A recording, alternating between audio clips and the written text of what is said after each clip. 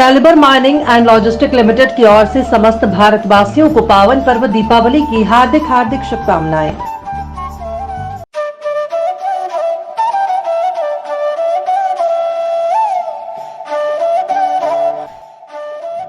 येरगुड़े group of institution की ओर से सभी विद्यार्थियों और भारतवासियों को दीपावली की हार्दिक शुभकामनाएं। शुभेच्छुक Shri Sai college of engineering and technology Bhadravati, Shri Sai polytechnic Chandrapur, Shri Sai ITI Urjanagar Chandrapur और Shri Sai BEd college Chandrapur. Femina Miss India 2024 का ग्रैंड फिनाले एक स्टार स्टेटेड इवेंट था। बुधवार की रात मुंबई के वर्ली में फेमस स्टूडियो ने भारत की सबसे प्रतिष्ठित सौंदर्य प्रतियोगिता की 60वीं वर्षगांठ की मेजबानी की। आखिरकार अब फेमिना मिस इंडिया 2024 को अपना विजेता मिल ही गया। शानदार समारोह में मध्य प्रदेश के निकिता पोरवाल को फेमिना मिस इंडिया वर्ल्ड 2024 का ताज पहनाया गया। अब वो मिस वर्ल्ड प्रतियोगिता में भारत का प्रतिनिधित्व करेंगी। दादरा और नगर हवेली केंद्र शासित प्रदेश की रेखा पांडे को फेमिना मिस इंडिया 2024 की फर्स्ट रनरअप का ताज पहनाया गया और गुजरात की आयुषी ढोलकिया ने फेमिना मिस इंडिया 2024 की सेकंड रनरअप का खिताब अपने नाम किया। निकिता पोरवाल, रेखा पांडे और आयुषी ढोलकिया को नेहा धूपिया ने फूलों का गुलदस्ता देते हुए सम्मानित किया। बैंड ऑफ बॉयज के प्रदर्शन से दर्शकों को 2000 के दशक की यादों की एक भरपूर खुराक दी गई। फेमिना मिस इंडिया की 60वीं वर्षगांठ के अवसर पर नारायण ज्वेलर्स द्वारा डिजाइन किए गए विजेताओं के लिए 3 नए मुकुटों के मंच पर अनावरण किया गया।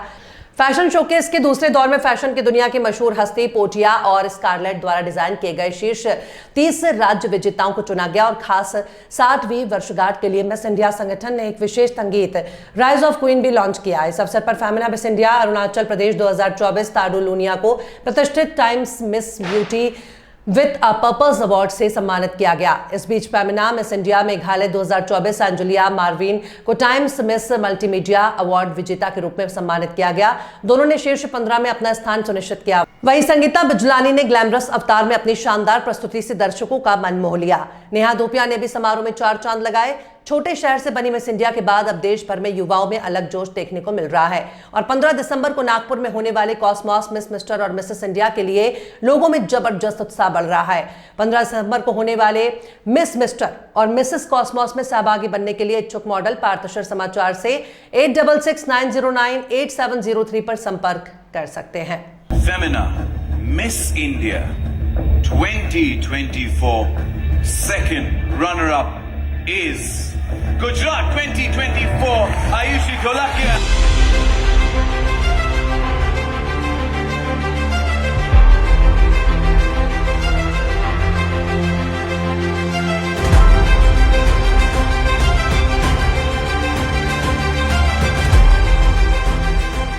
The 60th Femina Miss India World 2024 is Madhya Pradesh 2024 Nikita Porwal.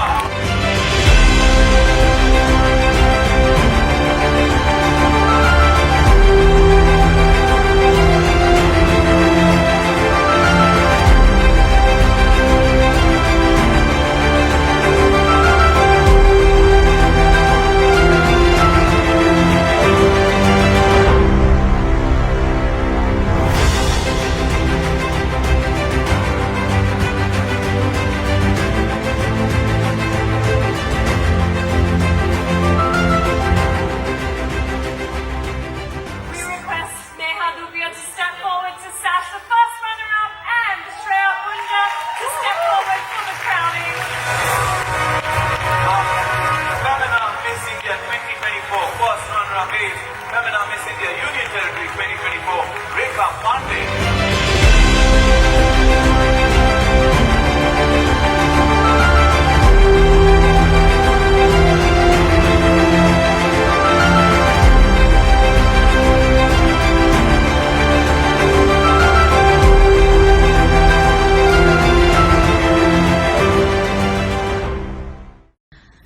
वैसे फेमिना मिस इंडिया का जो ये ताज है, ये ना सिर्फ मेरा सपना है, मेरी खुशनसीबी भी है कि मुझे ये मिला।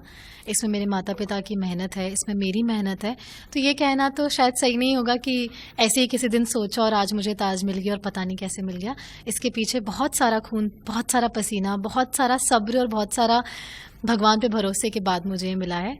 और ये कहना चाहूँगी कि आप अगर कुछ भी सपना देखते हैं तो उसमें एक एक लॉजिक ज़रूर होता है कि यार इस वजह से आप ये सपना नहीं पूरा कर सकते। या मेरे केस में देखें तो मैं उज्जैन से थी और किसी ने किया नहीं था उसके पहले मिस इंडिया। मेरा ऊपर एक्चुअली इतने सारे लोगों का हाथ नहीं था जो मुझे गाइड कर पाएँ कि मिस इंडिया में क्या करना चाहिए क्या नहीं करना चाहिए।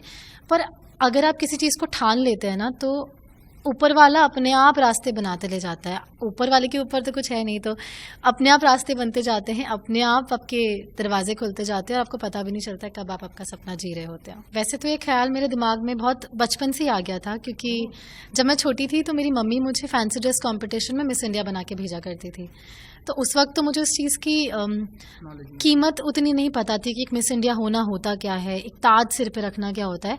मुझे बस इतना पता था कि मुझे स्टेज पे रहना बहुत अच्छा लगता है, मुझे ये ताज पहन के चलना और ऑडियंस के सामने बोलना और फिर जीत जाना फैंसी ड्रेस कॉम्पिटिशन मुझे बहुत अच्छा लगता है। तो मुझे मिस इंडिया बनना है। वहाँ से लेके यहाँ तक के सफ़र में मुझे मिस इंडिया की वैल्यू एक तो समझ में आई, उसकी रिस्पॉन्सिबिलिटी समझ में आई।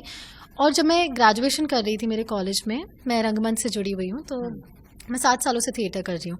तो थिएटर के दौरान मुझे अपने बारे में एक चीज़ ये पता चली कि मुझे कहानियाँ कहने का बहुत शौक़ है और मेरे अंदर एक भारत माता के लिए एक जुनून है। तो मुझे लगा कि इस बार भारत माता की कहानी कहते हैं, ना किसी शेक्सपियर के कैरेक्टर की, ना किसी कालिदास की रचना की, पर भारत माता की। इसीलिए मैं मिस इंडिया में आई। मैंने कई सारे किरदार प्ले किए। मैंने मराठी नाटककार एक बहुत बड़े विजय तेंदुलकर जी, उनके विरासत नाटक में अम्मा का कैरेक्टर किया जो मुझे बहुत पसंद है। मैंने अगर हमारी माइथोलॉजीज़ की तरफ जाया जाए तो रामलीला में सीता का किरदार तो मैं 5 साल से निभाती आई रही हूँ। मैंने कृष्ण लीला में राधा का किरदार किया है। मैंने 2 नाटकों का निर्देशन भी किया है और इसी तरह से कुछ 60 के करीब मैंने नाटक अपने जीवन में करे हैं, कभी प्राइमरी कैरेक्टर्स में तो कभी कोरस बन के भी, पर मेरा रंगमंच के साथ हमेशा जुड़ा रहा है। ईमानदारी से कहूँ तो मिस मध्य प्रदेश बनने तक काफ़ी सही था, काफ़ी अच्छा लग रहा था एक्चुअली, क्योंकि जब मेरा पहला ऑडिशन था जो दिल्ली में था, मुझे लगा था कि मुझे ये सारी जो भावनाएं आप कह रहे हैं मेरे मन में आएंगी। मुझे लगा था कि कहीं ना कहीं इतनी सारे हज़ारों लड़कियों की भीड़ में कहीं मैं गायब ना हो जाऊँ, मुझे इस चीज़ का डर था। पर जब मैंने पहली बार ऑडिशन दिया, पता नहीं कायनाती क्या एनर्जीज थी जो मेरे साथ अलाइन हुई और मुझे ऐसा लगने लग गया था फर्स्ट ऑडिशन से कि स्टेट फिनाले तो मैं जीत रही हूँ, मुझे मिस मध्य प्रदेश का खिताब तो मिल रहा है। अपनी कॉम्पिटिटर्स जो लड़कियाँ थी, अपनी जो साथ वाली लड़कियाँ थी, उनसे मिलने से पहले ही मुझे पता था कि मुझे फीलिंग आ गई थी कि मैं मिस मध्य प्रदेश तो बन रही हूँ। लेकिन जब मैं मिस मध्य प्रदेश बनी, उसके बाद हमारी बहुत डिटेल में ट्रेनिंग स्टार्ट हुई, हमारी बातचीत स्टार्ट हुई और मैंने देखा कि 30 स्टेट से जितनी भी कंटेस्टेंट्स आई थी सभी काफ़ी खूबसूरत, काफ़ी इंटेलिजेंट और सबकी लाइफ काफ़ी इंस्पिरेशनल रही थी। तो मुझे कहीं ना कहीं लगा कि कहीं मैं खो ना जाऊँ, इस जगह में कहीं खो ना जाऊँ और क्या पता मैं जो सपना लेके आई हूँ, क्योंकि सभी वो सपना लेके आए हुए थे, तो जो डिजर्विंग होगा वही जीतेगा। तो कहीं ना कहीं एक दिमाग में था कि हो सकता है कि मैं शायद नहीं जीतूँ। और बीच में कई बार ऐसे मोमेंट्स आए भी जब मुझे लगा कि नहीं, ये मेरे लिए नहीं है या मैं नहीं कर पा रही हूँ। पर उस समय पे मुझे लगता है कि उन लोगों को हमें देखना बहुत ज़रूरी होता है जिन्हें आप में विश्वास होता है, जिन्हें आपको बचपन से देखा होता है। तो मैं अपनी मम्मी से कॉल करके बात कर लिया करती थी। बहुत हैक्टिक शेड्यूल होता था, लेकिन मैं मम्मी से ज़रूर बात कर लेती थी। तो मम्मी की बातों में मुझे एक आश्वासन हमेशा मिलता था कि बेटा कुछ नहीं होगा तो तजुर्बा होगा, इसलिए जो कर रही हो उसमें 100% अपना दिल दे के कर और भगवान सब कुछ सही करेंगे। और मेरे पापा मुझे कहते थे कि बेटा तू मुझसे अगर 1000 रुपये मांगने आएगी तो मैंने तुझे 1000 रुपये दिए, देता हूँ मैं। तो मैंने कहा पापा 1000 तो देते ही हो, कभी कभी ज़्यादा भी दे देते हो। तो पापा ने बोला एग्जैक्टली ये भगवान भी करते हैं, तूने भगवान से कुछ मांगा है ना तो वो उतना तो देंगे ही, अगर उतना नहीं दिया तो सोचना कि उससे ज़्यादा देने वाले हैं वो। तो यही मानसिकता के साथ मैं फिनाले तक बनी रही और जीत गई। मुझसे काफ़ी सारे सवाल पूछे गए थे ड्यूरिंग द पैजेंट। फिनाले वाले दिन के जो मेरे प्रश्न थे वो एक ही प्रश्न पूछा जाता है और सबके दिमाग में कहीं ना कहीं वो रहता है कि शायद हमसे ये पूछा जाएगा, ये पूछा जा सकता है, या मेरे इंट्रोडक्शन में मैंने ऐसा कहा है तो मुझसे शायद ये पूछ ले। लेकिन हमेशा जब ऊपर वाले को आपको कुछ देना होता है तो आपको सबसे टफेस्ट चॉइस से गुजरने का मौका देते हैं। तो जो मुझसे प्रश्न पूछा गया था मैं उसके लिए कतई प्रिपेयर्ड नहीं थी, तो उसको मैंने आंसर किया जो उस समय पे आया। क्योंकि मुझे लगता है कि जब आप किसी चीज़ के लिए प्रिपेयर्ड नहीं होते हो और आपको उस चीज़ में डाल दिया जाता है तो आपको भी नहीं पता होता आप खुद को कब सरप्राइज़ कर देते हो। तो मेरा जवाब भी कुछ ऐसे ही था जिससे मुझे क्वेश्चन क्या था? उसके लिए आपको हमारे टेलीकास्ट का इंतज़ार करना पड़ेगा, जो कि जल्दी आने वाला है। आप www.missindia.com पे हमें फॉलो कर सकते हैं और आपको सारी जानकारी मिलेंगी कि हमारा टेलीकास्ट कब होगा। पहले तो मैं बहुत बहुत बहुत ज़्यादा खुश हूँ कि ये क्राउन मेरे सिर पे आया। मुझे मौका मिला 60 साल जो मिस इंडिया की एक लीगेसी रही है उसको कंटिन्यू करने का, और उन सारे नामी लोगों की लिस्ट में एक अपना नाम भी ऐड करने का जिन्होंने भारत के लिए ही नहीं बाकी पूरे वर्ल्ड के लिए बहुत कुछ किया है। तो मैं तो पहले तो बहुत थैंकफुल हूँ पूरी मिस इंडिया ऑर्गेनाइजेशन के टुवर्ड्स, जिन्होंने मुझे इतनी अच्छी अपॉर्चुनिटी दी, जिन्होंने उन सारी लड़कियों को दी जो अपने आप में से कुछ सीख के गई हैं, जो इस जर्नी से कुछ लेके गई है। मुझे लगता है यहाँ पे सिर्फ क्राउन ही नहीं लेकिन बहुत बड़ा एक तजुर्बा हमें मिला जो शायद लाइफ टाइम काम आएगा। और दूसरा ये कि ये क्राउन बहुत भारी है जिम्मेदारियों की वजह से, क्योंकि अब मैं अपने आप को रिप्रेजेंट नहीं कर रही हूँ, मैं अपने राज्य को नहीं कर रही हूँ। अब मैं 2026 में भारत का प्रतिनिधित्व करने जाऊँगी वर्ल्ड स्टेज पे। तो मुझे लगता है कि हमारे देश की तमाम औरतों का, तमाम बच्चियों का जिनकी नज़रें मुझ पे है शायद उनके एम्पावर्ड आइडल के रूप में, तो उनकी जिम्मेदारी है कि मैं उन सब के लिए भारत के लिए वो क्राउन वापस लेके आऊँ और अपने देश का प्रतिनिधित्व पूरे सच्चाई के साथ करूँ। तो जैसे ही मेरा मिस वर्ल्ड का कॉन्टेस्ट का डेट्स अनाउंस होंगे, जैसे ही मुझे पता चलेगा, मुझे आश्वासन है कि जो इंडस्ट्री के बेस्ट लोग हैं, जो बेस्ट रैंप वॉक एक्सपर्ट्स है, जो बेस्ट कम्युनिकेशन एक्सपर्ट्स है, जो बेस्ट मेकअप टीम है, वो सब मेरे साथ जुड़ेंगे और मुझे लाइफ की उस बेस्ट रेस के लिए तैयार करेंगे जिसके लिए हम सब ने एक साथ मिलकर सपना देखा है।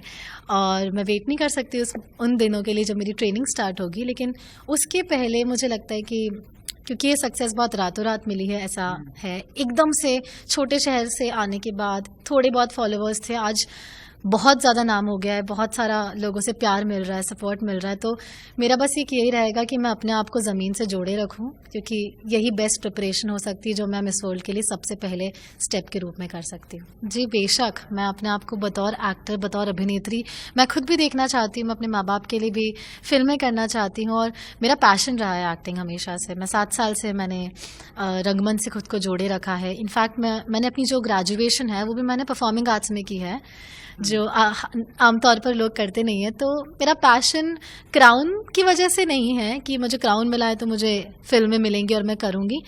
क्राउन के साथ भी, क्राउन के बाद भी और क्राउन के बिना भी एक मेरे अंदर की अभिनेत्री हमेशा से फिल्में करना चाहती थी और मैं बिल्कुल करना चाहूँगी। मुझे लगता है उज्जैन की संस्कृति बहुत रिच है। उज्जैन के लोग आज भी बहुत, आप देखेंगे तो बहुत ज़मीन से जुड़े हुए लोग हैं। ऐसा नहीं है कि वो मॉडर्निटी में या फिर प्रोग्रेस में विश्वास नहीं करते। उज्जैन बहुत डेवलप हो रहा है, बहुत प्रोग्रेस कर रहा है। एजुकेशन से लेकर एम्प्लॉयमेंट तक हर सेक्टर में उज्जैन का डेवलपमेंट है। पर उज्जैन को मैं एक चीज़ ये देना चाहूँगी कि मैं अपनी लाइफ का सारा तजुर्बा जीने के बाद, जितना मुझे काम करना है इंडस्ट्री में, सब करने के बाद मैं वापस अपने लाइफ के उत्तरार्ध में रंगमंच के पास जाना चाहूँगी जिसने मुझे बनाया है। कालिदास संस्कृत अकादमी उज्जैन की वो मंच है जिसने मुझे रंगमंच दिया है, जिसने मेरे अंदर का अभिनेत्री को जगाए रखा है। तो मुझे लगता है मेरी जिम्मेदारी बनती है कि अपने जीवन के उत्तरार्ध में मैं वापस से रंगमंच के पास जाऊँ और जितना मैंने तजुर्बा लिया है सब वहाँ जाके दे दूँ, ताकि हमारी जो आने वाली पीढ़ियाँ हैं उनके लिए रंगमंच कभी ख़त्म ना हो। मेरे माता पिता असल में ऑडियंस में ही थे जब मेरा क्राउनिंग मोमेंट हुआ, तो मैंने सबसे पहले उनको देखा, मैंने हाथ जोड़ के तो भगवान को थैंक यू बोला।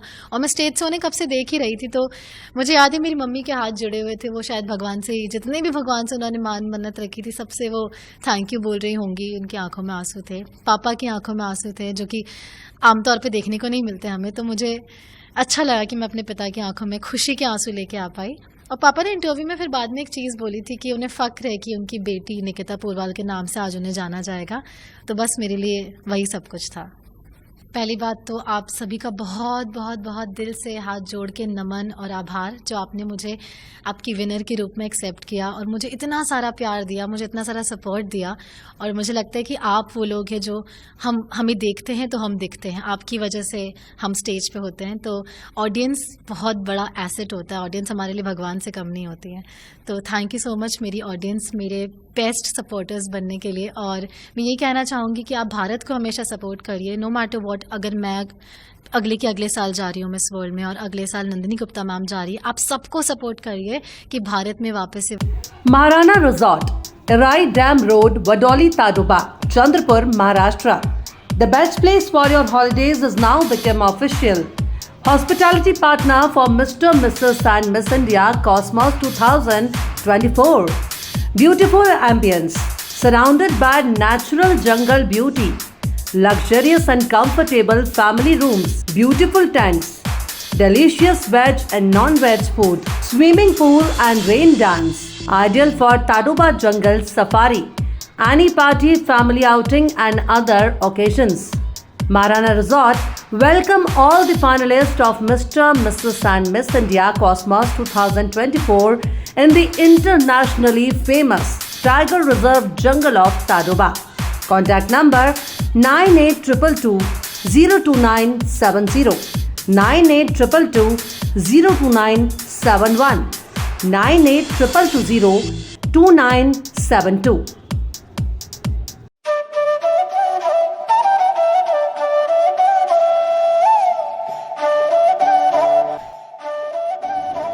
महाराष्ट्र राज्य के वन, सांस्कृतिक और मत्स्य व्यवसाय मंत्री और बल्लारपुर विधानसभा क्षेत्र के विधायक और उम्मीदवार और भारतीय जनता पार्टी के वरिष्ठ नेता श्री सुधीर भाऊ मुनगंटीवार की ओर से समस्त चंद्रपुर और देशवासियों को दीपावली की हार्दिक हार्दिक शुभकामनाएं।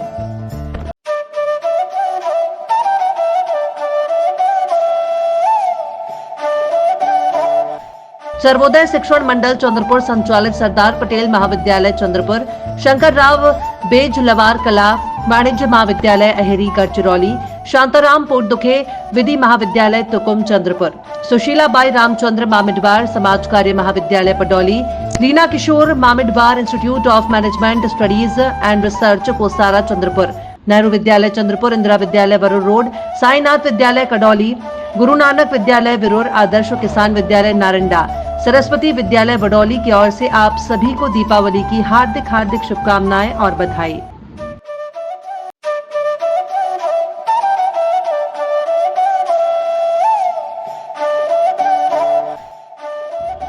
न्यू डिटर्जेंट रेंज की ओर से समस्त भारतवासियों को दीपावली की हार्दिक शुभकामनाएं।